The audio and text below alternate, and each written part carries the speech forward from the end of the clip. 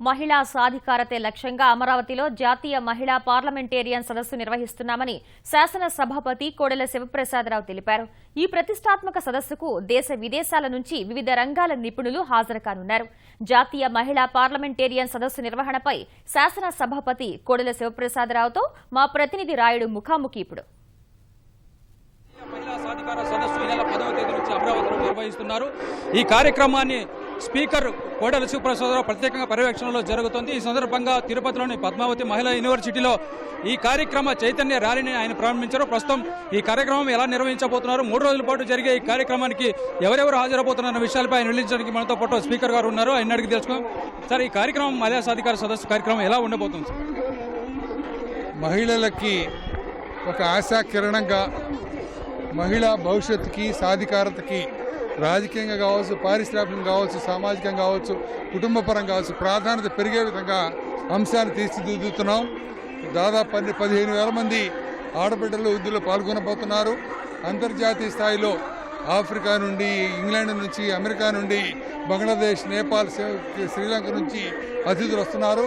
ప్రధానమంత్రి దగ్గర నుండి స్పీకర్ పార్లమెంటు, కేంద్ర మహిళా మంత్రివర్యులు, ముఖ్యమంత్రి, గవర్నర్ గారు, ఆ విధంగా రాష్ట్ర మహిళా మంత్రివర్యులు అందరూ పాల్గొంటున్నారు. ఇందులో సందేశాలే కాదు, చర్చలు ఉంటాయి, ఆడబిడ్డల ఆకాంక్షలు ఉంటాయి, వాటిపైన నిర్ణయాలు, ప్రభుత్వాలకు సూచనలు ఉంటాయి, సమాజానికి సూచనలు ఉంటాయి. ఈ విధంగా సాధికారిత, మహిళలకు అన్ని రంగాల్లో సాధికారత ఎట్లయివ్వాలి, గౌరవం ఎట్లయివ్వాలి, గుర్తింపు ఎట్లయివ్వాలి, వాళ్లపైన జరుగుతున్న దాడులు, వివక్షలు ఎట్లా అరికట్టాలి, అనేక అంశాలపైన నిర్ణయాలు ఉంటాయి. వీటిని ఒక బెంచ్ మార్కుగా రాష్ట్ర ప్రభుత్వాలు కానీ, కేంద్ర ప్రభుత్వాలు కానీ అనేక సమస్యల్లో సరైన అవకాశాలు ఇవ్వలేకపోయినందువల్ల వాటిని ఇచ్చేటట్టుగా తీర్మానాలు ఉంటాయి. ఇది ఒక సమగ్రమైనటువంటి సాధికారిత కోసం, చర్చల కోసం ఏర్పాటు చేసిన సదస్సు. సార్, ఇప్పుడు తెలుగుదేశం ఆవిర్భావం నుంచి కూడా తెలుగు మహిళలకు ప్రాధాన్యత ఇస్తున్నారు.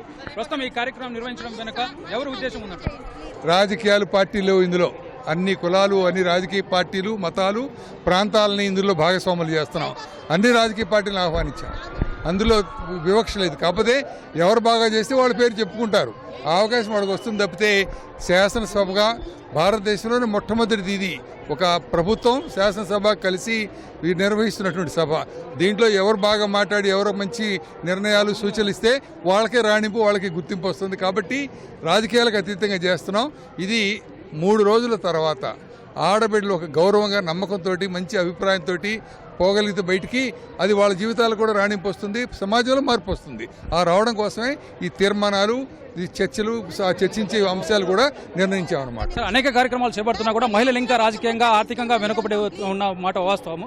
ఈ కార్యక్రమం 3 రోజుల పాటు జరిగే ఈ కార్యక్రమం వాళ్ళకి ఎలా ఉపయోగపడుతుందంటారు? ఆడవాళ్ళ సమస్యలు ఉన్నాయి కాబట్టి దీన్ని పెడుతున్నాం.